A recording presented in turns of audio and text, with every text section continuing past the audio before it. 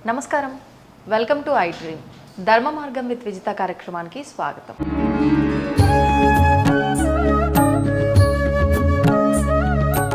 ప్రస్తుతం మనతో పాటు ఉన్నారు భారతీయం సత్యవాణి గారు. అమ్మతో మాట్లాడి మంచి మంచి విషయాల గురించి అడిగి తెలుసుకుందాం. ప్రస్తుతం ఉన్న సమాజంలో ఎన్నెన్నో వింతలు, విడ్డూరాలు, అఘాయిత్యాలు ఎన్నెన్నో చూస్తున్నాం. అసలు ఇవన్నీ ఎందుకు జరుగుతున్నాయి?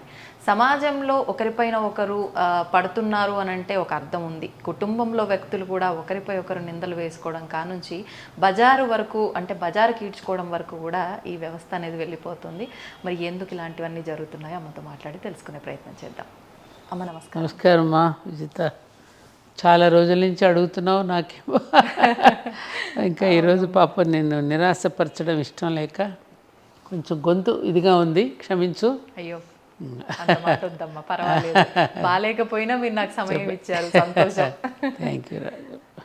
అమ్మ, కుటుంబ వ్యవస్థే కానివ్వండి, వివాహ వ్యవస్థే కానివ్వండి, ఏది కూడా ఒకప్పటిలాగా ఇప్పుడు లేదేమో అనిపిస్తుంది. అంటే ఒకప్పుడు మేమైతే ఏం చూడలేదు, చూడకపోయినప్పటికీ ఇంట్లో పెద్దవాళ్ళు ఎవరైనా ఉంటే మా రోజుల్లో అలా ఉండేది, మా రోజుల్లో ఇలా ఉండేది అని చెప్పే మాటల్ని బట్టే మాకు అనిపిస్తుంది. అరే అలా ఉండేదా, ఎందుకు ఇంత మారిపోయింది, అంటే నామరూపాలు లేకుండా పోయాయే అలాంటి విషయాలు అనే విధంగా అనిపిస్తోందమ్మ ఈ ఆలోచన ధోరణి అనేది. ముఖ్యంగా భార్యాభర్తల విషయం తీసుకుందామమ్మా. అసలు భార్యాభర్తలు అని అంటే ఎంత అన్యోన్యమైన దాంపత్యము, అసలు విడదీయలేని ఒక బంధము. అలాంటిది అంటే 100 ఏళ్ల పంట అని చెప్తూ ఉండేవారు. ఇప్పుడు అసలు పచ్చగడ్డేస్తే బగ్గుమనేటట్టు ఉంది ఆ బంధం అనేది. ఎందుకు ఇలా ఉందంటారమ్మా? అంటే అమ్మా, వ్యవస్థలలో కొన్ని అవస్థలు వచ్చాయి. ఈ అవస్థలకు మూల కారణం ఏంటనేది మూలాన్ని వెతికి తీస్తే మనకు అర్థమవుతుంది. అసలు మనకి ఈ దాంపత్య ధర్మం అనేది ఒక సృష్టి యజ్ఞంగా మనకి భగవంతుడు ప్రసాదించినటువంటి ఒక యజ్ఞం. ఇది గాడ్స్ క్రియేషన్. ప్రకృతి పురుషుడు, ఈ ప్రకృతి పురుషుడి మధ్య ఒక ఆకర్షణను పెట్టి బొమ్మల నుండి మరికొన్ని బొమ్మలు తరాలు నిలవడానికి కావలసినటువంటి ఒక ప్రక్రియ, ఒక యజ్ఞం ఇది. ఆయన అన్నట్టుగా వివాహం అనేది ఒక రిక్రియేషన్ కోసం కాదు, ఇది ఫర్ క్రియేషన్ అని. ఆ మ్యాన్ అండ్ ఉమెన్ మధ్య ఉండేటటువంటి ఈ లింక్ అనేది కేవలం అది భౌతికమైనటువంటిది కాదు, అది మానసికపరమైనది, ఆత్మపరమైనది. Highly spiritual link between heaven and earth అంటారు. అలాంటి స్థితి నుండి మనం రోజు రోజుకి కొంచెం దిగజారుడుతనం వచ్చేసింది. దానికి కారణం ఏమిటి? ఇది యోగ భూమి, ఇది భోగ భూమి కాదు. కేవలం దాంపత్య ధర్మం అనేటటువంటిది సంతాన ఇచ్ఛ కోసం, సంతానం కోసం అనేటటువంటిది. ఆ యజ్ఞ నిర్వహణ నుండి వచ్చేటటువంటి సత్సంతానమే. ఆ యజ్ఞ ఫలం ఏమిటి? సత్సంతానం. కేవలం దానికోసమనే ఈ యజ్ఞం నిర్వహించడం అనేటువంటి మన పూర్వీకులు మనకు చెప్పినటువంటి ఇది పద్ధతి. సో రాను రానది మైలు పడిపోయింది. ఇప్పుడు జంతువులు ఉన్నాయనుకోమా, దాని ఋతుధర్మం ప్రకారం అవి సంతానాన్ని కంటాయి.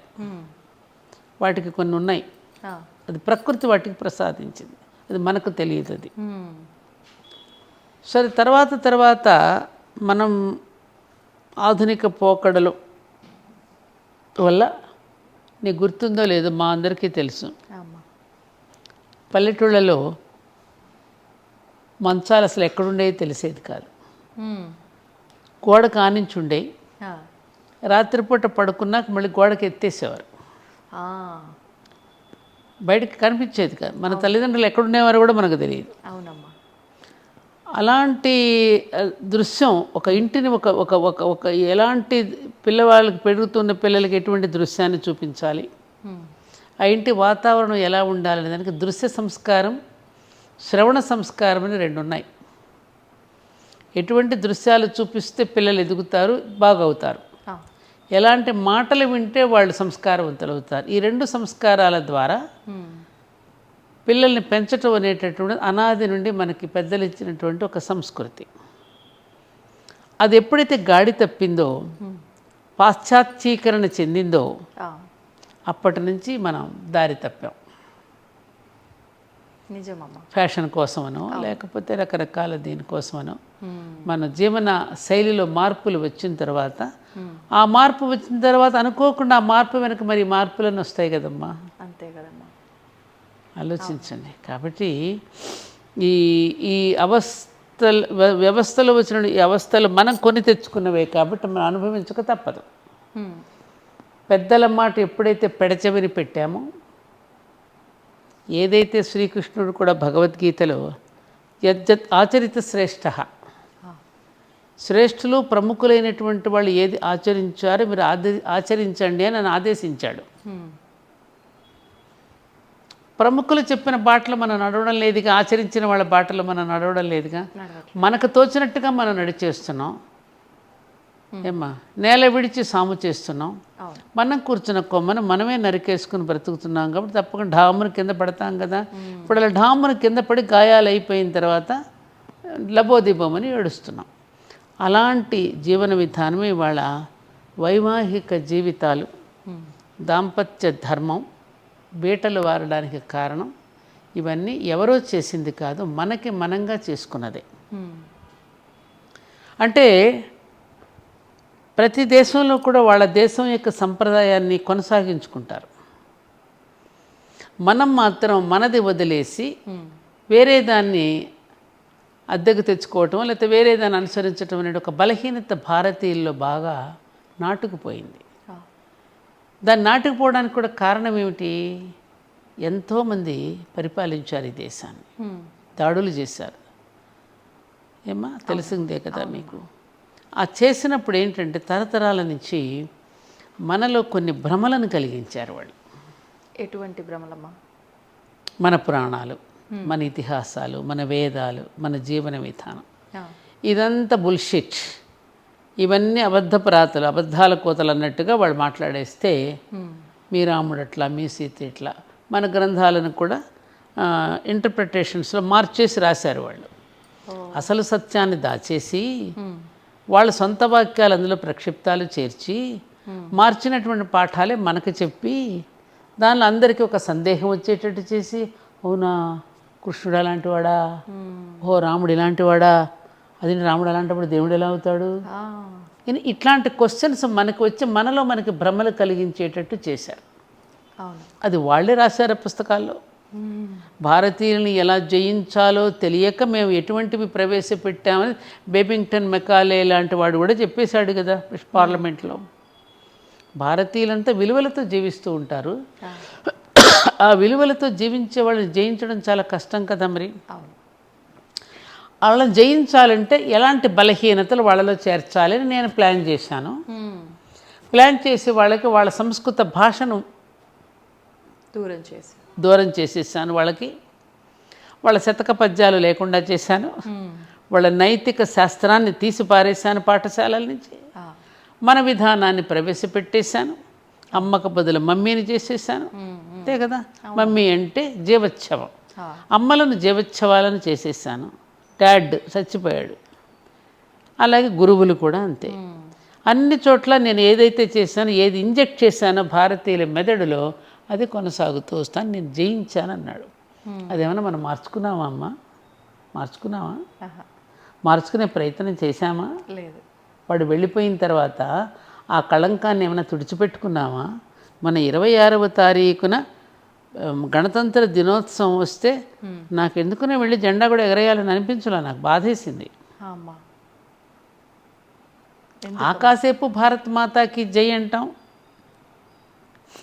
కదా, ఫార్మాలిటీగా ఏదో ఒక క్రతువును ఒక తంతులాగా చేసేస్తున్నాను తప్ప. మరి ఆ తర్వాత స్వాతంత్రం వచ్చి 77 సంవత్సరాలు అయ్యింది. మరి అప్పుడున్నటువంటి ఎజెండా ఏమైపోయింది?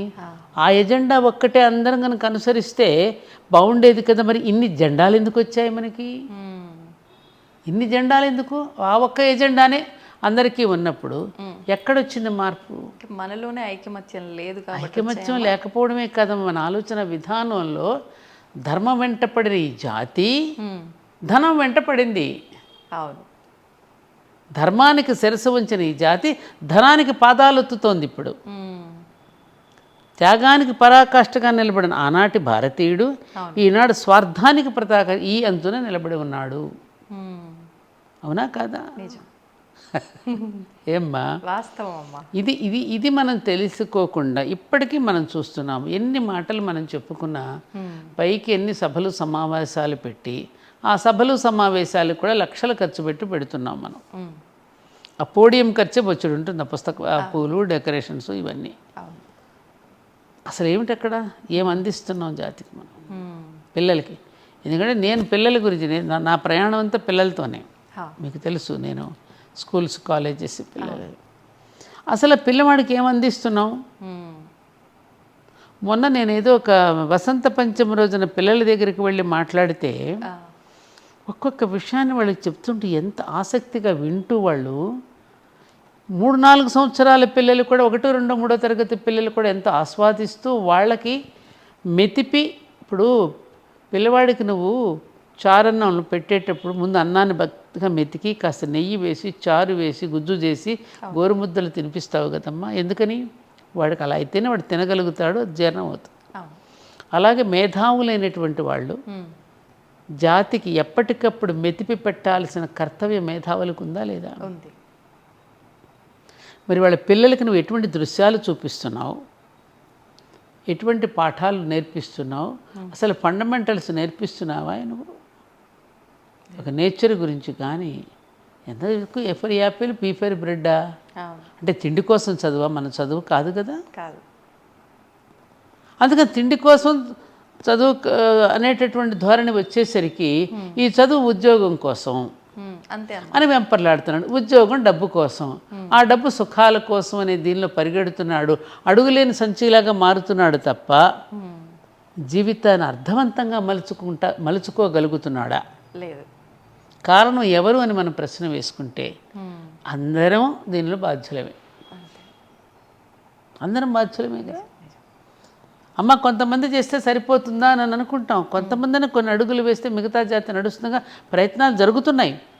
ఆ జరుగుతున్న ప్రయత్నానికి ప్రభుత్వాలు కూడా దోహదం చేసి అటువంటి ప్రయత్నాలు చేస్తున్న వాళ్ళని కూర్చోబెట్టి మాట్లాడి, మాకు కూడా పరిపాలన చాలా సులభంగా ఉంటుందయ్యా మీరందరూ సహకరిస్తే, మీరు ఆశయంతో చక్కగా ఇట్లా పిల్లలకి ఇట్లా చెప్తూ ఉన్నారు కాబట్టి మా సహకారం ఏం కావాలి మీకని వాళ్ళని కూర్చోబెట్టి మాట్లాడిన దాఖలాలు ఎక్కడైనా ఉన్నాయా అమ్మా? లేదు. ఇందాక మీరు అన్నట్లు మీరు చూసారా? లేదమ్మా. అంటే ప్రతి ఒక్కటి పేరు, పలుకుబడి, డబ్బు, ఇంకా అవి ఉంటే మనం చేసే నడవమేమో అనే దగ్గర కూడా ఆగిపోయే వాళ్ళు ఉన్నారేమో అనిపిస్తుంది. ఉంది కదా, చూస్తున్నాం కదా మనం. మరి ఒకప్పుడు మరి స్వతంత్ర సంగ్రామంలో ఆ రోజున భారతదేశాన్ని మనం స్వతంత్రంగా పరిపాలించుకోవడానికి ఎంతోమంది ఎన్నో రకాల కృషి చేశారు కదమ్మా. చేసిన వాళ్ళు కొంతమంది పాలనలోకి వెళ్ళారు, కొంతమంది సేవా దృక్పథంలోకి వెళ్ళిపోయారు. ఆ సేవా దృక్పథంలో పనిచేసిన వాళ్ళని ప్రభుత్వాలు దగ్గరకు తీసి వాళ్ళకి బాధ్యతలు అప్పగించి సమాజాన్ని మనం అనుకున్న సమాజంగా తీర్చిదిద్దడానికి ప్రయత్నం జరిగిందా? వెంటనే ఆపగా జురుకోవడం మొదలెట్టారు. స్వాతంత్రం వచ్చేసింది, చతికి పడిపోయారు, అయిపోయిందనుకున్నది ఎవరికి వాళ్ళు తినడం మొదలెట్టారు. సిగ్గేయడల్లా మనకి? నా పుణ్యభూమి నా దేశం నమో నమామి అని పాడుకోవడానికి సిగ్గేయటల్లా మనకి? పుణ్యదేశమే. నాకు బాధ అనిపిస్తుంది. చిన్నప్పుడు మాకెందుకబ్బా చిన్నప్పుడు ఈ భారత భూమిని గురించి ఇంతగా పొగిడి ఎందుకు చెప్పారురా మనకి? మనం కూడా హాయిగా అందరితో పాటు బతికేసి ఉంటే బాగుండేది కదా అని అనిపిస్తుంది. అప్పుడప్పుడు బాధ అనిపిస్తుంది. అంటే ఇంత తెలిసిన మీకే అంటే ఒక్కొక్కసారి ఇలాంటి ఆలోచన వస్తుంది అని అంటే మిగతా వాళ్ళ పరిస్థితి ఇంకా చెప్పక్కర్లేదమ్మా. ఆటోమేటిక్గా సమాజానికి తగ్గట్టుగా మారిపోతున్నారు. అంతే కదా? అంతే కదమ్మా. కాదు విజిత, పిల్లలకి మనం ఎవరిని రోల్ మోడల్స్గా చూపిస్తున్నామమ్మా? ముందు అసలు ఫస్ట్ తల్లిదండ్రులు రోల్ మోడల్స్ కదా. అవును. వాళ్ళు సమాజం మమ్మల్ని గౌరవించదేమో మనం సంపాదించకపోతే అని ఇద్దరు బయటికి పరిగెత్తి సంపాదిస్తున్నారు. అవును. ఈఎంఐలు అంటూ నానా రకాలు. నిన్న కూడా ఎవరో ఒకటి వచ్చి ఒకటే ఏడుపు నా దగ్గర. ఈ ఈఎంఐలు కట్టలేక నానా రకాల బాధలు పడి ఫైనాన్షియల్గా మోసపోయి నానా ఇబ్బందులు పడుతున్నామని ఒకటే ఏడుపు. అది ముందు తెలియదా? మరి ఇద్దరం పరిగెత్తి సంపాదించాలి, మనం సంపాదించకపోతే మమ్మల్ని గౌరవించరేమో అనేటటువంటి ఒక ఏమంటారు ఒక న్యూనతాభావానికి ఎందుకు లోనవుతున్నాం మనం? ఉన్నదానితో తృప్తిగా ఎందుకు బ్రతకలేకపోతున్నాం? విలువ లేదు కదమ్మా సమాజంలో అలా ఉంటే. అటువంటి విలువ ఎందుకమ్మా మనకి? అసలు వాడు ఇచ్చే విలువ ఏంటమ్మా? నీకు నీకు డబ్బులు చూసి, నువ్వు వేసుకునే బట్టలను బట్టి, నువ్వు చేసుకునే నగలను గురించి, నువ్వు తిరిగే కారును బట్టి నీకు గౌరవిస్తే ఆ గౌరవం ఒక గౌరవం అమ్మా? నీ వ్యక్తిత్వం కదా. వాస్తవం. ఏమ్మా, ఎంతమంది మహానుభావులట కొల్లాయిగడ్డు కట్టుకున్న గాంధీ గారిని గౌరవించలేదమ్మా? వినోబాబాజీ ఆ భూదాన ఉద్యమం ఆయన గౌరవించలేదమ్మా? లాల్ బహదూర్ శాస్త్రి ఒక్క రూపాయి కూడా తీసి ఇంటికి వెళ్ళాడు. ఆయన ఇప్పటికీ మనం పూజ చేసుకుంటున్నామే. మన వ్యక్తిత్వం అమ్మా.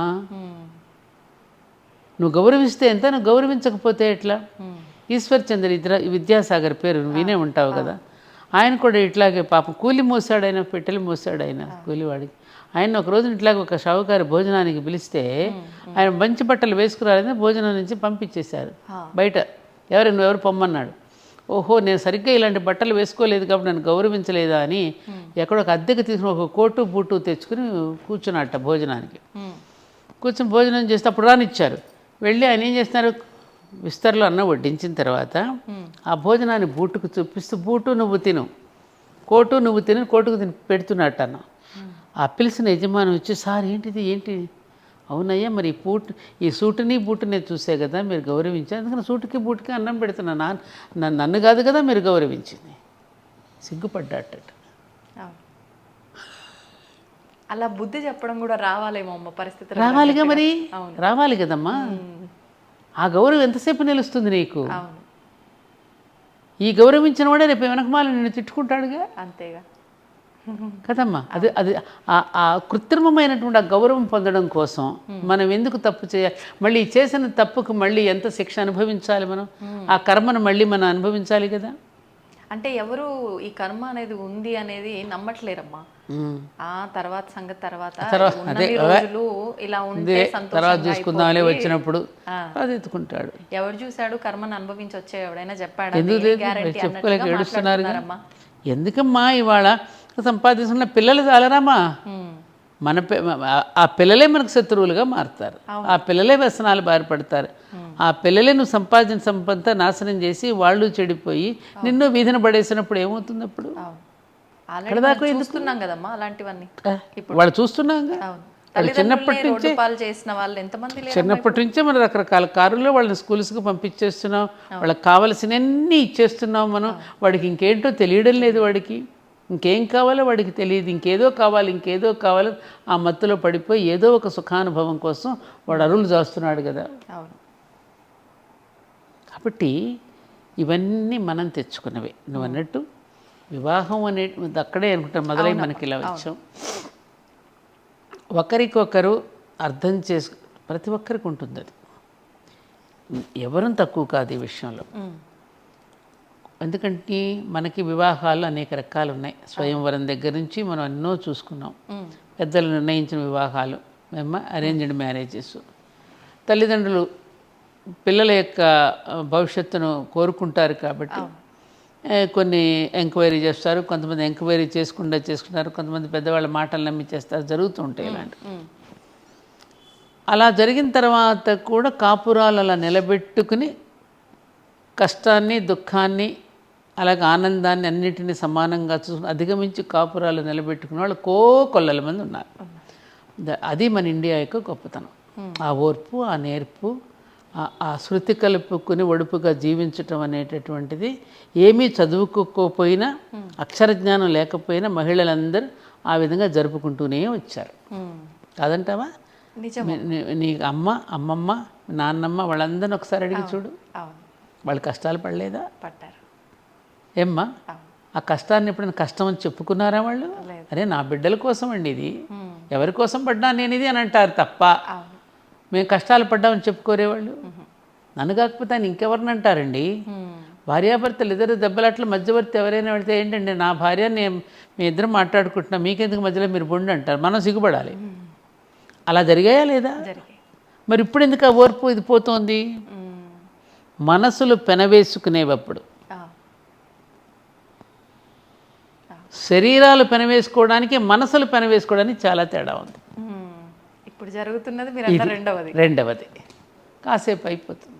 అదే అందుకని ఒకరినొకరు అర్థం చేసుకుని ఒకరి కష్టంలో ఒకళ్ళు. ఇప్పుడు మనకు అరుంధతి నక్షత్రం ఎందుకు చూపిస్తున్నారు? నేను అందుకే ధర్మపురి క్షేత్రం అరుంధతి ఆలయం కట్టిస్తున్నాను. అందుకే. అవునమ్మా. ఎందుకనంటే అక్కడ చూపిస్తారు, ఎప్పుడో పెళ్ళిళ్ళు అవుతున్నాయి, ఎక్కడో చూస్తారు, వాడికి కనపడదు, చూపించేవాడికి కనపడదు, చూసేవాడికి కనపడదు, ఆవిడ ఎవరో కూడా తెలియదు. అవును. అందుకని ప్రతి ఒక్కరు వివాహం చేసుకోముందు చేసుకున్న తర్వాత మన దగ్గరికి వస్తే మనమే వాళ్ళకి బట్టలు పెట్టి కూర్చోమ్మా, నువ్వు పెళ్లి చేసుకోబోతున్నావు తల్లి, చేసుకున్నావు, లేకపోతే ఇదిగో ఇలా ఉండాలి, ఇది అరుంధతి చేసిన గొప్పతనం అని ఆవిడ గురించి, ఆవిడ చరిత్ర గురించి చెప్పి వాళ్ళకి కాస్త ప్రచోదనం చేయాలని ఒక కౌన్సిలింగ్ సెంటర్లో ఉండాలని నేను ప్రారంభం చేశాను. మంచి ఆలోచన అమ్మా. మొదలైందమ్మా? అయింది, త్వరలోనే అయిపోతుంది. ఈ రెండింగ్ లోపే మీరు అందరూ రావచ్చు. తప్పకుండా అమ్మా. ఎందుకనంటే అమ్మా, అందుకనే మనకి నామాల్లో లక్ష్మీనారాయణాభ్యాం నమః, ఉమామహేశ్వరాభ్యాం నమః, వాణీ హిరణ్యగర్భాభ్యాం నమః, శచీపురంధరాభ్యాం నమః, అరుంధతి వశిష్ఠాభ్యాం నమః. ఈ దంపతులన్నీ కూడా ఆదర్శ దంపతుల లిస్టులో వీరికి కూడా వస్తుంది. అవును. ఆదర్శ ముని దంపతులు వీళ్ళు కదా. అది ఎందుకది ఆయనకి ధైర్యం ఇచ్చింది. ఆయన ఒడ్డును చేర్చి ఆయనకి నేనున్నాననే ధైర్యం. అలాగే ప్రతి భార్య ప్రతి భర్త కూడా భార్యకు భరోసా భర్త, భర్తకు భరోసా భార్య ఇచ్చి మీ కష్టంలో నేను పాలు పంచుకుంటానండి అని. ఎంతమంది వ్యాపారంలో ఇబ్బందులు పడుతుంటే భార్యలు వాళ్ళ నగలిచ్చి వాళ్ళ మాంగళ్యంతో సహా ఇచ్చి ఎంతమంది నిలబెట్టలేదమ్మా? ఏం తల్లి అలా బ్రతకలేదా మనందరం? అలా వాళ్ళకి అది తెలియకపోవడం వల్ల. ఒకటి ఏంటంటే విజిత, ఇప్పుడున్నటువంటి స్టడీస్లో ఈ సాఫ్ట్వేర్ వచ్చిన తర్వాత ఎంతవరకు ఆ ఆధునిక టెక్నాలజీ వైపే దృష్టి పెడుతున్నారు తప్ప ఆ టెక్నాలజీ కంటే గొప్ప శాస్త్రీయత మన జీవన విధానంలో మనకు ఉన్నదనేది ఇప్పుడు పిల్లలకి చెప్పకపోవడం వల్ల, ఆ వివాహం చేసుకోవడానికి తగిన అర్హతను వాళ్ళు పొందలేకపోవడం వల్ల జరుగుతుంది. ఇప్పుడు మాకు 19 సంవత్సరాల వయసులో మేము అత్తవారింటికి వచ్చాము. పూర్తిగా వాతావరణం భిన్నంగా ఉంటుంది, స్వభావాలు భిన్నంగా ఉంటాయి. అక్కడ ఒక రకంగా పెరిగి వచ్చాం, ఇక్కడికి వచ్చిన తర్వాత వాతావరణం వేరుగా ఉంటుంది. అక్కడదేమో ప్రేమ, ఇక్కడికి వచ్చాక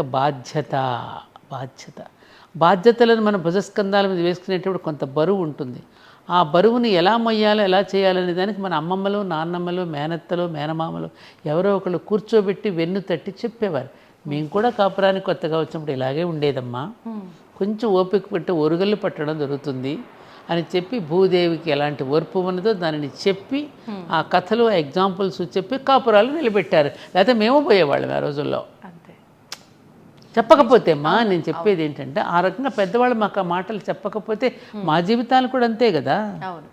ఆహారపు అలవాట్లు వేరుగా ఉంటాయి, మన అమ్మ ఇంట్లో తినే మన వంటలు వేరుగా ఉంటాయి.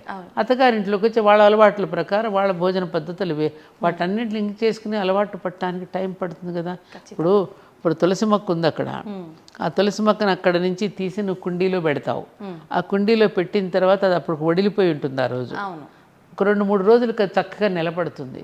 మనం కూడా అంతే, అక్కడ తీసిన మొక్కను తెచ్చి మళ్ళీ ఇక్కడ నాటినప్పుడు ఆ చుట్టూ వాతావరణానికి అలవాటు పడి నిలబడడానికి కొంత టైం పడుతుంది. కానీ ఆ టైం వరకు మనం కనుక కొంచెం ఓర్పు పడితే నిలబడిపోగలగదు. కానీ ఆ టైం మనం టైం తీసుకునే అంత అవకాశం మనకు ఆ ఓర్పు లేదుగా. ఓర్పు లేదు, అంత సమయము ఇవ్వడం లేదు. తొందరగా అయిపోవాలి, అదే చెప్తున్నాగా. ఇప్పుడు పిల్లలకి నువ్వు ఇన్స్టెంట్గా కావాల్సింది నువ్వు ఇచ్చేస్తున్నావు.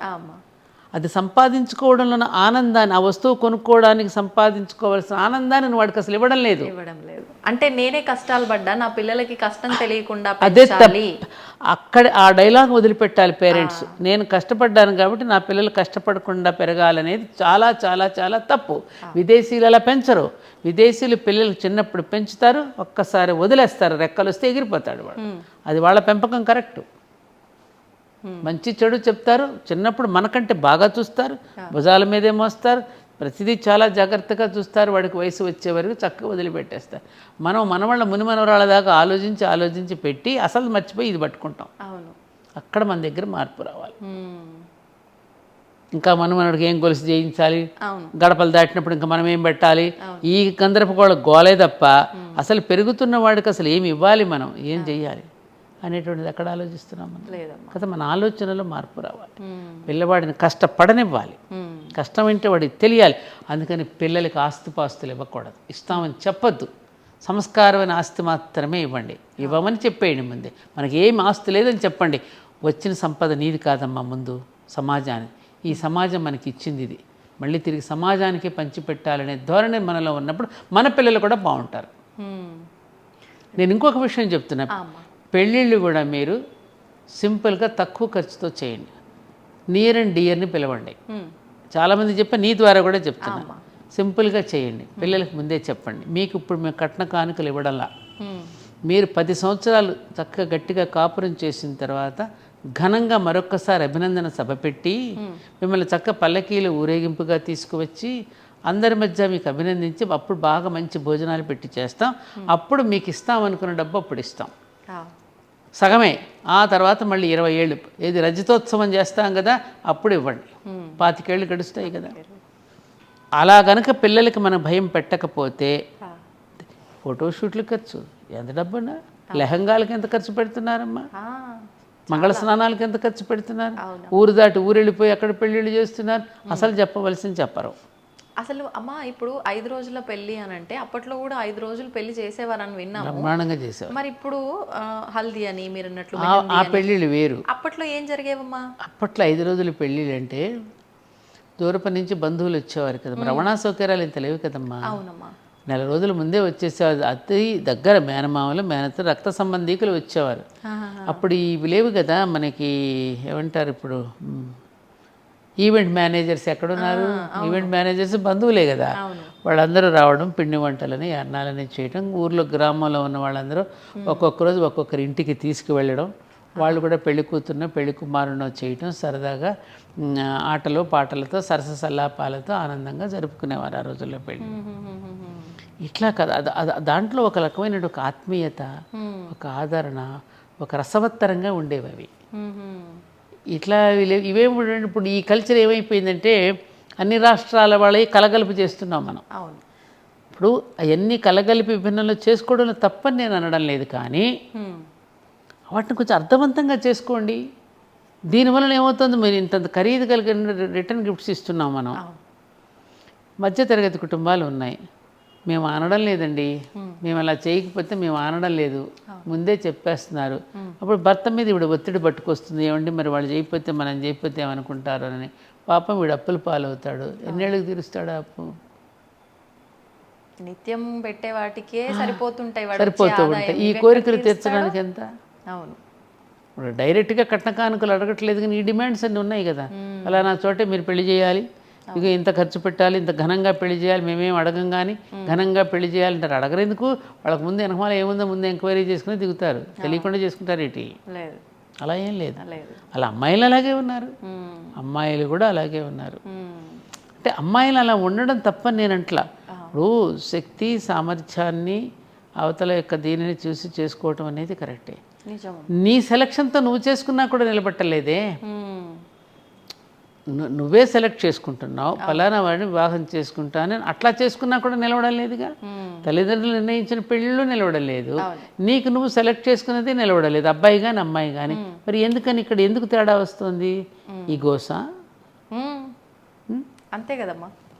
ఈగో ఒకటి. అంటే పెళ్ళి వరకు ఒకరితో ఒకరు ఉండే విధానం వేరు, పెళ్ళి అయిన తర్వాత ఇంకా అంటే ఇప్పుడున్న ఆడపిల్లల పరిస్థితి ఏంటి అని అంటే మొన్నటి వరకు చూపించిన ప్రేమ ఇప్పుడు నాతో చూపించట్లేదు, లేకపోతే మొన్నటి వరకు ఒక గౌరవము, రెస్పెక్ట్, కేరింగ్ ఉండేది, ఒక్కసారి తాళే ఎప్పుడైతే కట్టాడో అప్పటి నుంచి అవన్నీ కనిపించట్లేదు, అప్పుడున్నలా ఇప్పుడు లేడు అనేది ఒక కంపేర్ చేసుకోవడం, ఇప్పుడు కంపేర్ చేసుకోవడం ఎక్కువైపోయిందమ్మా. దీనివల్ల అంటే పెళ్ళయ్యే వరకు నన్ను మోసం చేసిండు పెళ్లి చేసుకునేదాకా, పెళ్ళయిన తర్వాత నాకు ఆ ప్రేమ వివాహాల్లో జరుగుతున్నాయి, ప్రేమ వివాహాల్లో జరుగుతున్నాయి. అంటే నేను చేసుకుందే ఇలాంటి మనిషి కదా నాకు కావాలి అని చెప్పి ఆ విధానాలన్నీ చూసి అది ఎప్పుడు ఎలా ఉంటుందమ్మా?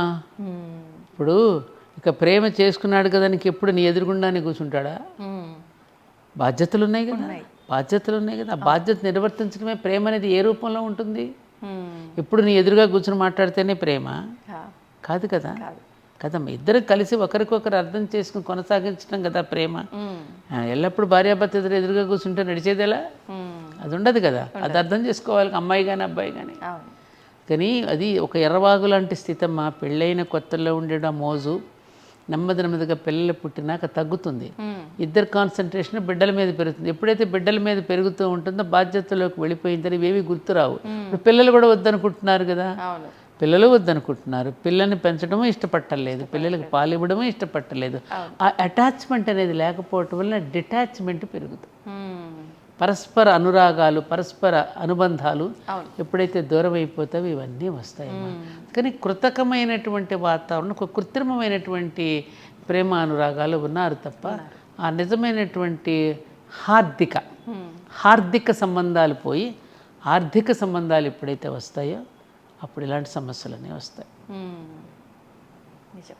అమ్మ, ఇంకొకటి కూడా నేను విన్నది ఏంటి అంటే, ప్రతి ఒక్కరు అంటే మూర్ఖంగా మాట్లాడుతున్నారు అనుకోవాలా, లేకపోతే అసలు తెలియక మాట్లాడుతున్నారు అనుకోవాలో తెలీదు, వివాహ వ్యవస్థలు కూడా అంటే ఒక్కొక్క మనం పురాణాల నుంచి తీసుకున్న గాంధర్వ వివాహము అని ఇలా రకరకాల వివాహ వ్యవస్థలు ఉన్నాయి. ఇప్పుడు చూస్తున్న ఈ లివ్ ఇన్ రిలేషన్షిప్ కానివ్వండి, లేదంటే ఈ ప్రేమించి పెళ్లి చేసుకోవడం అనేది అప్పట్లో కూడా అమ్మాయి స్వయంవరం ఇలాంటివి ఉండేది. దాన్ని దీనికి కంపేర్ చేసి అప్పట్లో కూడా అమ్మాయి ఇష్ట ప్రకారంగానే అమ్మాయి 100 మంది మగవాళ్ళని తీసుకొచ్చి పెడితే అమ్మాయి వాళ్ళు ఏదో ఒక పోటీ పెడితే పోటీలో నెగ్గినవాడో లేకపోతే అమ్మాయి చూస్ చేసుకున్నవాడో. మరి ఇప్పుడు మేము చూస్ చేసుకుంటే తప్పేముంది? ఎవరన్నారు? ఇలా పోల్స్తున్నారమ్మా చాలా మంది. ఇది ఎలా తీసుకోవచ్చు అంటారు? చూస్ చేసుకోవడం తప్పని ఎవరంటలేదే. నీ చూసింగ్లో కరెక్ట్గా ఉండాలని చూసా. వాడు జేబు నిండుగా ఉందా, వాడు నన్ను హోటల్కి తీసుకెళ్తున్నాడా లేదా, వాడు నాకు గిఫ్ట్లు ఇస్తున్నాడా లేదా, నువ్వు ఎట్లా చూస్తున్నావు? నీ చూసింగ్ అనేటటువంటి విధానం ఎలాంటి చూసింగ్ ఉంది? ఇప్పుడు ఎవరినైనా పెళ్లి చేసుకుంటే అమ్మ నీకు ఎలాంటి వాడు కావాలంటే నాకు గ్రీన్ కార్డు కావాలి, లేకపోతే అమెరికాలో ఉన్నవాడు కావాలి, లేకపోతే ఇంజనీర్ కావాలి, డాక్టర్ కావాలని అంటారే తప్ప నన్ను అర్థం చేసుకున్నవాడు ఏమ్మా నాకు ఎప్పుడు రక్షణగా నిలబడేవాడు, నన్ను ప్రేమించేవాడు కావాలని ఎవరంటున్నారు? నువ్వెంతవరకు ఒక డాక్టర్గా చూస్తున్నావా, డాక్టర్ మనిషిని చూస్తున్నావా? నువ్వు డాక్టర్ని పెళ్లి చేసుకుంటున్నావా, మనిషిని పెళ్లి చేసుకుంటున్నావా, గ్రీన్ కార్డుని పెళ్లి చేసుకుంటున్నావా? అంటే మన కోరికలలోనే మనకు తెలుస్తోంది కదమ్మా. అందుకని అట్లాంటిది ఉన్నప్పుడు ఆ పైపైన మెరుగులు చూసి నువ్వు ఎప్పుడైతే ప్రేమిస్తావు అది పైపైనే ఉండిపోతుంది. నువ్వు హృదయ అంతర్గతంగా లోపలికి ఎక్కడ వెళ్ళి చూస్తున్నావు? అలాంటి ప్రేమను ఎవరు కాదంటారు? ఇప్పుడు దమయంతి, నల దమయంతులు కానీ మన మన సత్యవతి వీళ్ళ పెళ్లి వివాహాలు కానివ్వండి, మన దుష్యంతుడు శకుంతల వివాహం ఒక హెచ్చరిక చేశారు కదా. ఏ సాక్ష్యమో లేకుండా పెళ్లి చేసుకుంటే ఎంత ప్రమాదం, హెచ్చరికగా మనకు నలదమ్మ మన శకుంతల దుష్యంతుడి వివాహం మనకు తెలియజేస్తుంది వివాహాలు. కాబట్టి నువ్వు ఎక్కడ దేనిని చూసి నువ్వు చేసుకుంటున్నావు అది కదా అక్కడ చెప్పేది మన వాళ్ళు. కానీ 2 రకాల మనుషులు ఉన్నారు కదమ్మా. గుడ్డిది ప్రేమ, గుడ్డిదంట. దేన్ని చూసి నువ్వు చూసి చేసుకున్నావు. అవును, 2 రకాలంటే అంటే నువ్వు చెప్పేది నాకు అర్థం. అంటే మీరు అన్నట్టు ఇప్పుడు ప్రేమ గుడ్డిది. కొంతమంది నన్ను ప్రేమగా చూసుకొని బాధ్యతగా ఉండే వ్యక్తి అయితే చాలు, నాకు ఆస్తులతో సంబంధం లేదు అనుకున్న వాళ్ళు వచ్చి అదే ఆలోచన మారకుండా ఉంటే బాగుంటున్నారు. తర్వాత అంటే మీరు ఇందాక అన్నట్టు పోల్చుకోవడము, పక్కోళ్ళని చూసి వాళ్ళు అది కొనుక్కున్నారు నాకు ఇది లేదు అని పోల్చుకుంటే, నువ్వు ఎంచుకున్నప్పుడు నీకు ఇది నచ్చింది, ఇప్పుడు నచ్చట్లేదు, మరి నేను ఏం చెయ్యాలి అనే వాళ్ళు ఒకరు. లేదు ముందే నాకు ఈ ప్రేమ ఇవన్నీ నాకేం కడుపు నింపవు, నాకు మంచిగా రిచ్గా ఉండాలి అనేటట్టు చూస్ చేసుకున్న వాళ్ళు, అప్పుడు అది ప్రేమ అవ్వదుగా. అవ్వదు, అది ప్రేమ అవ్వదుగా. అది ప్రేమ ఎలా అవుతుంది? ఆ ప్రేమ అనేటటువంటి దానికి చాలా అద్భుతమైనటువంటి అర్థం ఉంది కదమ్మా. ఇది ప్రేమ ఎలా అవుతుంది? ప్రేమలో త్యాగం ఉంటుందిరా. ఆ త్యాగం ఉంటేనే రియల్ ప్రేమ అవుతుంది కదా. అది లేనప్పుడు అది కేవలం లస్ట్ అంతే. అది తెలుసుకోవాలంతే. ఇప్పుడు నేను చాలామంది నువ్వు చూడు, ఇప్పుడు ఎన్ని చదువుకున్న మనలాంటి వాళ్ళలో ఈ ఆలోచనలు వస్తున్నాయి మీలాంటి. ఫుట్పాత్ మీద నేను అన్ని పరిశీలిస్తాను. సామాన్య మానవుల్లోకి వెళ్ళి చూస్తే వారిలో చూస్తే ఏ గొప్ప సౌందర్యము నీకు కనిపించదు. మామూలుగా మనం అనుకుంటున్న సౌందర్యం. గుడ్డివాడు అవుతాడు, అమ్మాయి కుంటమ్మాయి ఉండొచ్చు అమ్మ, వాళ్ళ భుజాల మీద ఒకరినొకరు ఎత్తుకుని వెళ్ళి ఒకరికొకరు తినిపించుకుంటూ చూస్తాం. వాళ్ళు ఏ సౌందర్యం చూశారమ్మా? ఆ ప్రేమ ఎక్కడది? ఇప్పటికీ చూస్తాను, కొన్ని కుటుంబాల్లో చూస్తాను, అమ్మాయిలు చూస్తాను. ఇప్పటికీ అన్ని సంవత్సరాలు 83-80 సంవత్సరాలు వచ్చిన ఆ భర్తకు ఆవిడ చేసే సేవలు కానీ, భార్యకు బాగుండకపోతే మననే మా ఇంటి పక్కన చనిపోతే ఆ భార్య కోసం ఆయన వెలిపించడం, ఇప్పటికీ 75 సంవత్సరాలకు వయసు, మరి భర్త కోసం ఆవిడ వెలిపించడం, ఏ సౌందర్యం చూసమ్మా ఇది? వాళ్ళు ఆటుపోట్లు ఎదుర్కోలేదా? ఎదుర్కొన్నారు. ఇది తెలియటలేదమ్మా. జీవనం వేరు, జీవితం వేరు. పాశ్చాత్యులకి వివాహం అంటే 2 జీవితాల కలయిక కాదు. పాశ్చాత్యులకి వివాహం అంటే 2 శరీరాల కలయిక. భారతీయులకి వివాహం అంటే 2 జీవితాల కలయిక. జీవితానికి కలయికకి దీనికి ఎంత తేడా ఉంది? అవును, ఎంత తేడా ఉందమ్మా? చాలా తేడా. అస్థిమశకాంతరం. అవును. అది తెలియక మన వాళ్ళు ఇప్పుడు ఇబ్బందులు పాలయ్యి వాళ్ళ ఇబ్బందులు కొని తెచ్చుకుంటున్నారు. అవును. నిన్ను చదువుకోమని కాలేజీకి పంపించింది దేనికి? నువ్వు విద్యావంతురాలివైతే ఆ కుటుంబం మొత్తం విజ్ఞానవంతంగా అవుతుంది, సంస్కారయుతంగా ఉంటారు. నీకు చదువు తెప్పిస్తున్నావు. నువ్వు చదువు అనేది నేను ఉద్యోగం కోసం కాదు కదా, ఉద్యోగం కోసం కాదు కదా మనం చదువుకునేది, విలువల కోసం. పిల్లల కోసం. ఏ విద్య విలువలనిస్తోంది మనకి ఇప్పుడు? కాదు కదా. అక్కడ చాలా పెద్ద పప్పులో కాలేసాం మనం. అవును. ఇప్పుడు బాధపడేమి లాభం? ఆడపిల్లలకి చదువుకోవాల్సిందే, మగపిల్లలు చదువుకోవాల్సిందే. మేము చదువుకున్నది ఎంత? మా అమ్మగారు చదువుకుంది 4వ తరగతి. ఆహా. కరెక్ట్గా సంతకం పెట్టడం కూడా బాగా వచ్చేది కాదు నిజంగా చెప్పాలంటే. ఆహాహా. కానీ వాళ్ళ నోరు విప్పితే, మా నాన్నగారు కానీ మా అమ్మ కానీ నోరు విప్పితే ఎంత అద్భుతమైన విషయాలు వారి నోటి వెంట వెలువడేయో. మా నాన్నగారు మంచి మహాభారతం, రామాయణం వాడి విలువలు చెప్తూ ఉండారు. అలాగే నేను కూడా పెద్దగా ఏం చదువుకోలేదు. 11వ తరగతి చదువుకున్న తెలుగు మీడియంలో. మరి మేము ఏ సారాన్ని గ్రహించాం? పెద్దవాళ్ళ దగ్గర నుంచి మీరు ఏది అవసరమో అది తీసుకున్నారు. వారు అరుగుజాడలు ఏవైతే అనూచానంగా పెద్దల నుంచి అనూచానంగా వచ్చినటువంటి వాటిని అనుసరిస్తూ ఎక్కడైనా తప్పు జరిగితే కూడా దాన్ని ప్రతిఘటించాం మేము. ప్రతిఘటించకుండా అన్నింటికీ తల ఉంచేసి ఏమీ గంగిరెద్దుల పొరలు ఊపలేదు. దాన్ని సరి చేసుకున్నాం. సరి చేసుకోవడానికి, సరిదిద్దుకోవడానికి చాలా తేడా ఉంది. గుర్తుపెట్టుకోండి. ఆడపిల్లల్ని ఎవరిని అమ్మ సర్దుకు పొండమని ఏ శాస్త్రము చెప్పలేదు. సరిదిద్దుకోండి అని చెప్పింది. సీతాదేవి సరిదిద్దుకుంది, అనసూయ సరిదిద్దుకుంది, ద్రౌపది సరిదిద్దింది. ఎవరికి వాళ్ళ భర్తలు సరిదిద్దుకున్నారు తప్ప సర్దుకుపోలేదు. ఇది గుర్తుపెట్టుకోండి మీరు. ఆ సరిదిద్దుకోవడంలో మీకు ఒక ఒడుపు తెలియాలి, ఒక నైపుణ్యం తెలియాలి మీకు. ఆ నైపుణ్యం అనేది దేని ద్వారా వస్తుందంటే మాట ద్వారా వస్తుంది. వాక్కు అనేది ఒక కామధేనువు. నువ్వు మాట్లాడే విధానాన్ని బట్టి నీ కుటుంబం మొత్తం నీ వెంట నడుస్తుంది.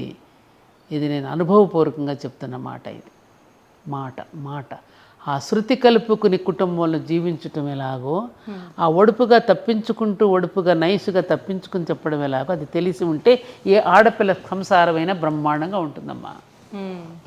ఇది తెలియ కొట్టుకుంటున్నారు పిల్లలు. Very simple. నా దగ్గరికి 2-3 జంటలు వచ్చారు ఆ మధ్యన. ఎప్పుడు వస్తే నేను చెప్పిన తర్వాత ఎప్పుడు చాలా కాలం తర్వాత అమ్మాయి ఎక్కడో తారసపడింది. నేను గుర్తుపట్టలా. నమస్కారం చేస్తుంది. అమ్మ నేను మీరు మర్చిపోతే నేను ఎలా మర్చిపోతానమ్మా, ఆనాడు మీ ఇంటికి వచ్చాను నేను, కాపురం ఇట్లా బాగా వచ్చేసింది. అప్పుడు చిన్న సూక్ష్మమైన 2 విషయాలే మీరు చెప్పారు నాకు, అది నా లైఫ్ని మార్చేసింది అని చెప్పింది. సింపుల్. ఇదే కమ్యూనికేషన్, జస్ట్ కమ్యూనికేషన్ అమ్మా. ఆ కమ్యూనికేషన్ స్కిల్ అనేది వీళ్ళు ఇప్పుడు అభినయంతో నేర్పిస్తున్నారు తప్ప అక్కర్లే. ఆ కమ్యూనికేషన్ స్కిల్ అని ఎదుటివాడితో మనం ఎలా మాట్లాడి అతడిని ఎలా మనం వశం చేసుకోగలుగుతున్నాం ప్రేమతో. అది భాగవతంలో శ్రీకృష్ణుడు ఎంత బాగా చూపించాడమ్మా. అవి ఎందుకు చదవరు వీళ్ళు? అవి చదివితే ఎలా చేయాలో తెలుస్తుంది. అమ్మవారి నామం స్వాధీన వల్లభాయై నమః అని ఒక నామం వస్తుంది. భర్త ఎప్పుడు స్వాధీనం అవుతాడు నీకు? ఎప్పుడు స్వాధీనం అవుతాడు? An obedient wife can only commands and demands her husband. ఇలాగే ఒకసారి సత్యభామ శ్రీకృష్ణుడితో పాండవులు అరణ్యవాసంలో ఉన్నప్పుడు నేను వస్తానని మీతో పాటు వాళ్ళని చూడటానికి వెళ్తున్నాడు శ్రీకృష్ణుడు. వెళ్తూ ఉంటే నేను వస్తానని చెప్పేసి ఇద్దరు బయలుదేరి వెళ్ళారు. వంట ఇంట్లోకి వెళ్ళి ద్రౌపది వంట చేస్తూ ఉంటే సత్యభామ వెళ్ళి, ఈ ఒక్కడిని నేను అవసరం చేసుకోవడం నా తరం కావడం లేదు నాకు, ఎవరిని మన శ్రీకృష్ణుడిని. ఎలా వశం అయ్యారు ద్రౌపది? నీకేమైనా మందు పెట్టావా, మాకులు పెట్టావా, ఎట్లా ఈ 5గురు నీ వశం అయ్యారు అని అడిగితే ద్రౌపది, తప్పు సత్యభామ, ఈ మాట ఇంకెక్కడ మాట్లాడుకో, ఎంత పొరపాటు మాట్లాడావు నువ్వు, నా దగ్గర అంటే అన్నావు కానీ ఇంకెక్కడ అనకు. భర్తల్ని మందులు పెట్టి మాకులు పెట్టి ఇంకొకటి పెట్టి వశం చేసుకోరు. ఉదయం లేచిన దగ్గర నుంచి నేను వాళ్ళ బాధ్యతలన్నీ నేను తీసుకుని ఉదయం బ్రేక్ఫాస్ట్ దగ్గర నుంచి రాత్రి డిన్నర్ వరకు వాళ్ళకి అన్నీ నేను అరేంజ్ చేసి వాళ్ళు ఏ బట్టలు వేసుకుంటే బాగుంటుందో వాళ్ళకి కావలసినవన్నీ అరేంజ్ చేసి నేను వాళ్ళని సేవించుకుంటూ ఉంటాను. అట్లా వాళ్ళకి కావలసినవన్నీ అందిస్తూ స్నేహపూర్వకంగా ఉంటాం మేము. అట్లా ఉంటారు తప్ప భర్తలు మనకి ఏదో మందు పెట్టి మాకు పెట్టి వసూలు చేసుకోరు. ఏది వద్దో అది ఆచరిస్తున్నారు ఇప్పుడు. ఏమ్మా, అందుకని ఇవి ఇవి తెలియాలిగా పిల్లలకి. తెలియాలి. ఏమ్మా, అసలు నువ్వేం చేస్తున్నావు, నువ్వు ఎలాంటి రూపంతో కనిపిస్తున్నావు నీ భర్తకి, ఎలా మాట్లాడుతున్నావు, ఇది ఆలోచించారు ఎప్పుడైనా? అలసిపోయి వచ్చినటువంటి భర్తకి ఆఫీసు నుంచి రాగానే ఒక చక్కని గాజులు వేసుకున్న చేత్తో ఒక కాఫీ కప్ అందించేటటువంటి భార్యలు ఈ ఆధునిక యుగంలో ఎంతమంది ఉన్నారమ్మా? నవ్వుతూ రాగానే అతను అలసట తీరిపోయేటట్టుగా మాట్లాడి పలకరించేవాళ్ళు. రాగానే ముందు ఏం తెచ్చావు, నాకు గిఫ్ట్ తెచ్చావా అని చూస్తున్నారా? అసలు అతను అలసిపోయి వచ్చిన వాడికి సేద తీరేటట్టుగా ఎవరుంటున్నారు? నేను ఈ మధ్యన ఒక మాట కూడా అన్నాను. పాపం వాళ్ళకి తప్పు కాదు, ఇప్పుడు ఈ ఉద్యోగాల్లో పడిపోతున్నారుగా భార్యాభర్తలు ఇద్దరు. ల్యాప్ అంటే ఒడి కదా, ఈ ఒళ్ళో ఏముంటుంది, ల్యాప్టాప్ ఉంటుంది. అతని ఒళ్ళోనూ ల్యాప్టాప్ ఉంటుంది, అమ్మాయి ఒళ్ళోనూ ల్యాప్టాప్ ఉండి పనిచేస్తున్నారు వర్క్ ఫ్రమ్ హోమ్లో కూడా. భార్యాభర్తలు ఇద్దరు అనురాగంతో ఆమెను ఒడిలో తలబెట్టుకుని సేద తీరుతాడు, అతని ఒడిలో ఈవిడ సేద తీరుతుంది తలబెట్టుకుని. ఆ ల్యాప్లో వీళ్ళ తలకాయ ఉండాల్సిన బదులు ఈ ల్యాప్ టాప్ ఎప్పుడు వచ్చినా వీళ్ళ టాప్లు వేసిపోతుంది. టాప్లు వేసిపోతుంది వీళ్ళ అరుపులకి, కేకలకి. ఎందుకని? స్ట్రెస్, ఒత్తిడి మొత్తం ఇదంతా దానిలో ఉన్న రేడియేషన్ అంతా బాడీ మీద పడిపోతుంది. పిల్లలు సరిగ్గా పుట్టటల్లా, అవయవాలు సరిగ్గా లేని పిల్లలు పుడుతున్నారు, ఆటిజం పెరిగిపోతుంది, డాక్టర్స్ హెచ్చరిస్తున్నారు. మరి ఆడు కనిపెట్టేవాడు అన్నీ ముందే మనకి హెచ్చరికతోనే పెట్టాడు. ల్యాప్టాప్ నీ టాప్లు వేసిపోద్ది ఒళ్ళో పెట్టుకుంటే అని. ఏమ్మా, టీవీ అండ్ దూరదర్శన్, నువ్వు ఇంత దూరంగా ఉంటే అంత మంచిది, దూరంగా ఉండు సుమా పెట్టడమే దూరదర్శన్ అన్నాడు. దానికి దగ్గర అయిపోయావు, ఎడిక్ట్ అయిపోయావా లేదా? ఇవన్నీ ఎందుకు చెప్తున్నానంటే అమ్మా, నేను ఒక మాట అంటాను సుజిత, నువ్వు ఎటు అంటే నేను ఏదో చెప్పేస్తున్నట్టున్నాను. సరదాగా ఉంది మన ఇద్దరు సంభాషణ. అది ఇవి ప్రకృతి అంటే సైంటిస్టులు ఉంటారు, శాస్త్రవేత్తలు ఉంటారు కదా, వాళ్ళు ఎంతో అన్వేషణ మొదలుపెట్టి ఏదో కనిపెట్టాలని పరుగు తిరుగుతున్న కొద్దీ ప్రకృతి తన తలుపులు తెరిచి అన్ని రహస్యాలను ఇస్తూ ఉంటుంది పిల్లలకి. కనిపెట్టలేగా వీళ్ళంతా. ఆమె యొక్క రహస్యాలని ఆవిడ కనిపెడుతున్నానని పోతున్న కొద్ది రహస్యాలను విప్పి చెప్తూ ఉంటుంది. అవన్నీ మేము కనిపెట్టామని వీడు వెర్రవీగుతూ ఉంటాడు. కానీ ఆ ప్రకృతి మరొకటి కూడా చెప్పింది, వేరే నేను 2 ఇచ్చాను, దేని నేను వద్దని చెప్పలేదు, దేనికైనా హద్దు ఉండాలని ముందే చెప్పాను మీకు, హద్దులు ఎరిగి ప్రవర్తించమని చెప్పాను మీకు. కానీ హద్దులు మీరు ప్రవర్తించేటువంటి ప్రమాదం ఉంటుందని కూడా నేను చెప్పాను. కానీ మీరు హద్దులు మీరి వెళ్ళిపోతున్నారు. హద్దులు మీరి వెళ్ళిపోయినప్పుడు ఆ ప్రమాదాన్ని ఎదుర్కోవాల్సింది, ఆ ప్రమాదానికి ఏమంటారు, దానికి మాడి మసైపోవాల్సింది మళ్ళీ మీరే సుమా అని ప్రకృతి హెచ్చరిక చేస్తూనే ఉందిగా, చేస్తుంది. దాచిపెట్టుకోలేదు తన రహస్యాలు, ఇంకా నీ కూడా బోలెడున్నాయి. ఉన్న రహస్యాలను వీడు తీస్తున్నాడు, చెప్తున్నాడు. ప్రకృతి నేను దర్శించాను అని అనుకోవడంలో అతని ఎదుగుదల కనపడుతుంది. ప్రకృతి నేను జయించాను అంటే ప్రమాదం. జయించావా? జయించగలవా? అస్సలు సాధ్యపడదు. ఆల్రెడీ ప్రకృతి తన పని తాను మొదలుపెట్టేసింది కదమ్మా. అవునమ్మా. ఈవెన్ ప్రకృతినే కనుక అతను జయించాను అని అనుకుంటే మన నాసా ఈ శాస్త్రవేత్తలందరూ ఇది మన శ్రీహరికోటలో ఈ కక్షల్లో ప్రవేశపెట్టేటప్పుడు శ్రీ వెంకటేశ్వర స్వామి దివ్య సన్నిధానంలో పెట్టేందుకు వెళ్తున్నారు? నమ్మకం కాదు, అంతా ఇది దైవ సృష్టే. దైవ సృష్టి ముందు మానవ సృష్టి నథింగ్ అనేది తెలిసే కదా ప్రయోగం చేస్తున్నాం మేమని. ఆ ప్రయోగానికి ఆవిడ కావలసిన ఆశీర్వాదం నీకు ఇస్తోంది. ఇప్పుడు నువ్వు తపస్సు చేసి రాక్షసులు ఎన్నో కోరికలు కోరుతున్నారు, కోరికలను ఇస్తోంది ఆ తపస్సు ఫలితంగా. ఇస్తున్న ఈ కోరికే నీకు ప్రమాదం రాని హెచ్చరిక కూడా చేస్తోంది. భస్మాసురుడు ఏమయ్యాడమ్మా? కంసుడు ఏమయ్యాడు? రావణాసురుడు ఏమయ్యాడు? మారీచుడు ఏమయ్యాడు? మరి వీళ్ళందరినీ ఎందుకు సంహరించింది? తర్వాత సంహరించి తన మెళ్ళలోనే వేసుకుంది. ఒరే నేను ముందే చెప్పానురా, కోరిక కోరే ముందే మీరు ఆలోచించి కోరుకోండిరా. ఆ కోరికే మీకు చివరికి శాపం అయిపోతుందిరా అని ముందే చెప్పింది కదా. ఇవాళ మనకి ఈ ఆధునిక టెక్నాలజీ అనేటటువంటిది కూడా మనం దాని వెంట పరిగెడుతున్న కొద్దీ అది మనం వేళాకోళం పట్టిస్తోంది. ఇది ఎందుకు లింకు? ఇప్పుడు నువ్వు అడిగిన ఈ దాంపత్య జీవితానికి కూడా ఇది లింకు కాబట్టి చెప్తున్నా నీకు. పిల్లలకి పాలు లేవు, వాడికి ఇమ్యూనిటీ తగ్గిపోతుంది. ఇమ్యూనిటీ తగ్గిపోయినాడు చిరాకు పడుతూ ఉంటాడు, వాడు ఊరికి వ్యాధులు వస్తూ ఉంటాయి, మరి భార్యను విసుక్కుంటూ ఉంటాడు. ఇవన్నీ ఉంటాయి కదమ్మా. ఆ అమ్మాయి పని చేసి అలసిపోయి భర్తను ఏదో ఒకటి అనేస్తుంది, ఇద్దరికి మధ్యలో ఘర్షణ జరుగుతుంది, విడాకులు అయిపోతాయి. అప్పుడేమనేవారు, నన్ను కాకపోతే ఎవరిని అంటారండి, పాప ఆయన సొత్తు నేనే కదా, నా సొత్తు ఆయన సొత్తును నేను. మమ్మీ ఒకరికొకరు మా మీద విసుక్కు ఇంకెవరి మీద విసుక్కుంటారు అనేవారా కాదా? చూసాం, మా అమ్మ నాన్నలు మేము చూసాం, ఇవన్నీ మన పేరెంట్స్ని చూసాం కదా, వాళ్ళ జీవన విధానాలు చూసాం కదమ్మా.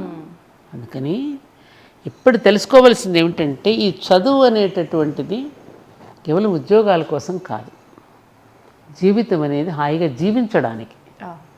హాయిగా జీవించడానికి బదులు లేనిపోయినవన్నీ తెచ్చిపెట్టుకుని ఎందుకు విచ్ఛిన్నం చేసుకోవాలి మనం? కాబట్టి ఓ యువత, ఇప్పటికైనా ఆలోచించండి నాన్న, ఇప్పటికైనా మీరు వెనుతిరిగి ఒక్కసారి మీ జీవితాలను సరిచేసుకోండి, సరిచూసుకోండి అని చెప్పడం కన్నా మా అలాంటి పెద్దవాళ్ళు ఇంకేం చెప్తాం? కోరికలను నియంత్రించుకోండి, ఇంద్రియాలను నియంత్రించుకోండి. నియంత్రించుకోవడానికి దానికి పద్ధతులు మన పూర్వీకులు మనకి ఎన్నో అంది. మెడిటేషన్ ద్వారా, ప్రాణాయామం ద్వారా, యోగా ద్వారా ఇవన్నీ మన పెద్దలు పెట్టారు. ఎందుకంటే లెస్ లగేజ్ మోర్ కంఫర్ట్ అన్నట్టుగా, ఊరికే విషయాలంపటాలు ఊరికే పోగు చేసుకోకుండా సింపుల్గా బ్రతుకుతూ సింపుల్గా జీవిస్తూ హాయిగా జీవించండి, సాదాగా జీవించండి, ఉన్నతంగా ఆలోచించండి, ఎంత హాయిగా ఉంటుంది. ఉన్నతంగా జీవిస్తాము, అస్సలు బుద్ధిగా ఆలోచించాం. ఉన్నతం అంటే ఏంటి? ఉన్నత జీవితం అంటే ఏంటమ్మలో? పెద్ద పెద్ద బంగళాల్లో ఉంటాం, ఇప్పుడు ఆ బంగళాలు కూడా చస్తున్నారు ఉండలేక, అవి కూడా వద్దనిపిస్తుంది వాళ్ళకి. కొంతకాలం ఉంటుంది ఆ మోజు తీరాక. ఇప్పుడు భార్య మీద ఇందాక నువ్వు మోజు తీరినట్టు ఈ బంగళా మీద మోజు తీరుతుంది కొన్ని కాలానికి. మళ్ళీ ఎక్కడో సింగిల్ బెడ్రూమ్ ఎక్కడుందండి, లేకపోతే ఎక్కడైనా పెద్దవాళ్ళందరూ 10 మంది కలిసి ఉండే చోట వెతుకుతున్నారుగా. ఇప్పుడు సింగిల్ బెడ్రూమ్లో ఉన్న వాళ్ళందరూ పెద్దవి కావాలన్నారు, ఆ పెద్ద దగ్గర నుంచి ఆకాశ హర్మ్యాలు అన్నారు, ఆ కిందకి దిగడం ఎట్లాగా అని ఇప్పుడు ఆలోచిస్తున్నారు. ఎక్కడన్నా ఊరి చివరికి వెళ్ళి ఫామ్ హౌస్లో ఉందాం. చూడండి ఆలోచనలు ఎలా మారిపోతున్నాయో. అది ముందు నుంచే ఉంటే అసలు తిప్పలేదుగా, ఇంత కాంక్రీట్ జంగల్గా చేసుకోవాల్సిన అవసరం ఏమున్నదిగా. ఒకే ఇంట్లో ఇంతమంది ఎలా జీవించగలిగాం, ఆప్యాయతలను ఎలా పంచుకోగలిగాం కదమ్మా. అందుకని ఎంత సింపుల్గా మనం ఉంటే అంత హాయిగా జీవించగలం. సింపుల్ సిటీలో ఆనందం ఉంది అనేది ఇప్పుడు తెలుసుకుంటే అందరం హ్యాపీగా బ్రతికేయచ్చు. అంటే ఒక సామెత చెప్పేవారమ్మా, నేను విన్నా చాలాసార్లు, ఎద్దున్నోనికి బుద్ధుండదు, బుద్ధున్నోనికి ఎద్దుండదు అని చెప్పి. అంటే మనకొకటి ఉంది అని అంటే, ఇప్పుడు నేను అన్ని రకాలుగా నేను ఉన్నతంగా అంటే ఆలోచనల్లో నేను ఉన్నతంగా ఉంటే ఫస్ట్ నన్ను ఏది అంటదు. అంటే నాకు ఇది కావాలి, అది కావాలి, నేను పోల్చుకోను, ఎదుటోళ్ళతో పోల్చుకునే ఆలోచనే రాదు. కానీ ఇప్పుడు ఆలోచనలే ఉన్నతంగా లేవు కాబట్టి నేను మంచి ఐశ్వర్యంతో కూడి ఉంటే, నాకు మంచి ఒక బంగ్లా, కారు ఇవన్నీ ఉంటే ఫస్ట్ ఆరోగ్యం అన్నా బాగుండదు, కంటికి నిద్ర ఉండదు, ఈ ఇబ్బంది లేదు. ఇవన్నీ లేకుండా నేను పూరి గుడిసెలో ఉంటే నాకు అదే బంగ్లా లేదు, కారు లేదు, ఆరోగ్యం అన్నీ బాగుంటే ఇది లేదు, అది ఉంటే ఇది లేదు అని చెప్పి ఈ ఆలోచన ఎక్కువైపోయింది కదా. ఎక్కువైపోయింది. ఎందుకనంటే అమ్మా, మనకి ఉత్తమ సాహిత్యం ఉంది, అనేక గ్రంథాలు ఉన్నాయి, ఉత్తమ సాహిత్యం ఉంది. భగవద్గీత దగ్గర నుంచి ఉపనిషత్తులు, మిత్రలాభం, పంచతంత్ర కథలు, మనకి పశుపక్షాదుల మీద పెట్టి కథలు చెప్పేవారు. ఎలా ఉంటే ఇట్లాంటి పర్యవసానం వస్తుందో అవి వినే ఓపిక వినిపించడం లేదు. వాళ్ళ ఇంట్లో కూర్చొని కథలు చెప్పేవారు. ఇంట్లో కూర్చొని పెద్దవాళ్ళు ఆ కథలు చెప్పే గురుత్వం వహించే పెద్దలు వాళ్ళ ఇంట్లో లేరు కదా, ఎవరు లేరు కదా. ఎదుగుతూ ఉన్న పిల్లలకి ఎదుగుతూ ఉన్న క్రమంలో వాళ్ళకి చెప్పడానికి. ఆఖరికి మేమే చెప్తూ ఉంటాం, స్నానం చేసేటప్పుడు ఇక్కడి నుంచి నేను కూడా అరుస్తూ ఉంటాను, అరే శుభ్రంగా స్నానం చేయండి, పళ్ళు తోముకోండి, వీపు తోముకోండి, అక్కడ తోముకోండి, ఇక్కడ తోముకోండి అని మేము అన్నీ చెప్తూ ఉంటే వాళ్ళకి చాదస్తంగా కనిపిస్తున్నది. పిల్లల బట్టలు ఇలా వేసుకోవాలన్నా, పెద్దవాళ్ళ ముందు కూర్చున్నప్పుడు ఇలా కూర్చోవాలని చెప్తే ఇప్పుడు పిల్లలు వినిపించుకునే స్థితిలో లేరు. బుల్షిట్ ఇవన్నీ ఇట్లాంటి కబుర్లు మాకు చెప్పకండి, మీ కాలం వేరు మా కాలం వేరు అని మన పిల్లలే అంటున్నారు. అవునమ్మా, కదా కాదు. సో అది అంటే దాని పర్యవసానం వాళ్ళకి తర్వాత తెలిస్తే కానీ బుద్ధి రాదు. ఏదంటారే ముట్టుకున్నాక కానీ నీకు తెలియదురా అంటాను చూడమ్మా. సో అట్లాంటి పరిస్థితుల్లో ఉంటే మనకేంటంటే ముఖ్యంగా మన సాహిత్యంలో ఒక రియలైజేషన్ ఉంటుంది కదా, రిలాక్సేషన్ ఉంటుంది. అవి చదువుతున్న కొద్దీ, పెద్దలు చెప్పిన వాక్యాలు తెలుసుకుంటున్న కొద్దీ మన కన్ను విచ్చుకుంటుంది, మనసు విచ్చుకుంటుంది. ఏ కన్ను? అంతఃచక్షువు, ఈ బాహ్య చక్షువులు కాదు. అది విచ్చుకున్న కొద్ది జీవితం అంటే ఏమిటో, జీవితం యొక్క విలువలేంటో మనకు అర్థమవుతాయి కదా. అప్పుడు అందుకని పిల్లలకి చిన్నప్పటి నుంచి సాహిత్యాన్ని అలవాటు చేయండి మీరు. ఆ సాహిత్యం ఒకటి చిన్నప్పటి నుంచి అలవాటు చేసేవారు కదమ్మా. ఇప్పుడు అది లేదు పిల్లలకి. మంచి పుస్తకాలు చదవడం అనేటటువంటిది, ఆ కథలు చెప్పడం అనేటటువంటిది, ఎప్పటికప్పుడు వాళ్ళని సరిచూడటం అనేటువంటిది, పెద్దలు వాళ్ళని మందలించి చెప్పడం అనేది ప్రతి ఇంట్లో పోయింది. పెద్దలే లేరు అసలు, ఇలా పెద్దలు వద్దనుకుంటున్నారు. ఇప్పుడున్నటువంటి తరం స్వేచ్ఛగా ఎక్కడో జీవించాలనుకుంటున్నారు తప్ప పెద్దలు ఇంట్లో ఉంటే మన పిల్లలకు ఉపయోగం అనేటటువంటిది పోయింది. కాబట్టి అనుభవించాలి, తప్పదు. రెండవది ఆటపాటలు. వాళ్ళకి ఆడుకోవడానికి గ్రౌండ్ ఏది లేదు. మన ఆటపాటలలో కూడా ఒక తాత్వికతను ఉండేది. మన గోళీలు ఆడుతూ ఉంటే ఒక ఏకాగ్రత. ఏదైనా చూడండి, మన ప్రతి గేమ్, మన వైకుంఠపాళి తీసుకోండి మీరు, పరమపద సోపానం. ఎదుగుతూ ఉన్న కొద్ది అహంకారం వస్తే, పలానా నీలో కనుక ఎర్షడ్ వర్గాలు ప్రవేశిస్తే నువ్వు ఎట్లా పతనమైపోతావని జర్రని కిందకు వచ్చేస్తాం. ఎంత నేర్పారమ్మా వాళ్ళు. ఇంట్లో స్త్రీలు ఖాళీగా కూర్చుని మధ్యాహ్నప్పుడు వచ్చి కథలు చెప్పించేవారు. బాలనాగమ్మ కథని, సీతమ్మ వారి కథని, అలా గాథలు చెప్పించేవారు వాళ్ళు. అలా వాళ్ళు ఓహో వాళ్ళు ఎంత కష్టాలు పడితే మరి మనం ఎంత అని వాళ్ళ కష్టాల ముందు మన కష్టం చిన్నగా తోసేది. నిజానికి పాండవులు పడ్డ కష్టాల కన్నా పడ్డామా? రాముడు పడిన కష్టం కంటే పడ్డామా? అంతకంటే మీరు అసలు శ్రీకృష్ణుడు పడిన కష్టాలు తలుచుకుంటే మీరు ఇంకా ఆశ్చర్యపోతారు. నిజానికి పోల్చుకుంటే వాళ్ళకన్నా సుఖంగా లేమమ్మా మనం. ఎంత కష్టపడి చేశారమ్మా వాళ్ళు. ఇవన్నీ చెప్పడం వలన ఓహో వాళ్ళు అంత కష్టపడితే వాళ్ళ కష్టం ముందు మనం చాలా చిన్నది కదా అని సర్దుకునేవాళ్ళం కాదంటావా? అవునమ్మా, అవును. కాదా?